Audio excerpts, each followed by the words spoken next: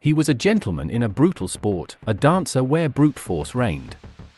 His mind was as sharp as his fists, and his story redefined what it meant to be a champion. This is the story of James John Corbett, the man who brought science to the savagery of boxing. Born in San Francisco in 1866, James Corbett was not your typical street fighter.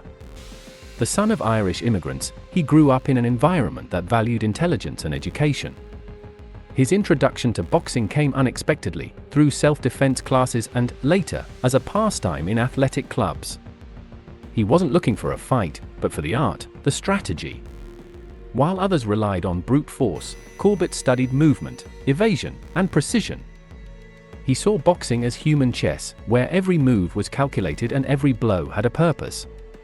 This cerebral approach would differentiate him from all his contemporaries, who still fought under bare-knuckle rules, where endurance was valued more than technique. Corbett's rise was meteoric and revolutionary. He challenged the conventions of boxing at the time, dominated by giants like John L. Sullivan, the last bare-knuckle boxing champion. Corbett, with his agility and refined technique, introduced a new style, scientific boxing. He moved with an unusual lightness for a heavyweight, using footwork and defense to wear down his opponents, rather than just trading blows.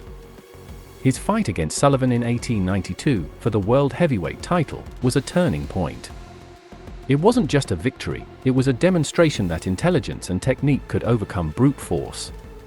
Corbett knocked out Sullivan in the 21st round, becoming the first gloved world boxing champion and ushering in a new era for the sport. Fame came, but with it, the pressure of being a pioneer. But the champion's crown is heavy. In 1897, Corbett faced Bob Fitzsimmons. Was assembled from potato chip-like fragments.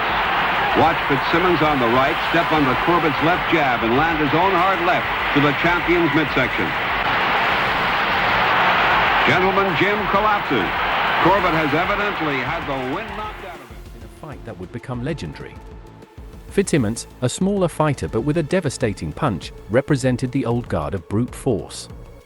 Corbett dominated much of the fight with his superior technique, but an unexpected blow to the solar plexus in the 14th round knocked him down. It was a shocking defeat, not just for Corbett, but for the idea that science would always prevail. This fall, however, revealed the resilience of the man behind the champion. He had lost the title, but not the spirit. The defeat forced him to re-evaluate, to learn, to adapt. Life outside the ring also presented its challenges, with fame bringing scrutiny and personal pressures. But Corbett, true to his nature, sought improvement, even in adversity. Corbett never regained the world title, but his legacy transcended victories and defeats. He continued to fight for a few more years, facing new challenges and solidifying his reputation as one of the most technical boxers of all time. After retiring from the ring, Corbett did not disappear. He became a successful actor, bringing his charismatic presence to the stage and, later, to cinema. He wrote his autobiography, The Roar of the Crowd, and became a respected commentator, always defending the dignity of the sport and the importance of technique. James John Corbett was not just a champion, he was an innovator, an artist, a man who proved that intelligence and elegance could coexist with the brutality of boxing. He paved the way for future generations of fighters who would seek to hone their skills, not just their strength. James John Corbett's legacy is not just in the records or the belts, but in the revolution he started. He reminds us that true strength lies in the ability to innovate, to adapt, and to elevate a sport into an art form.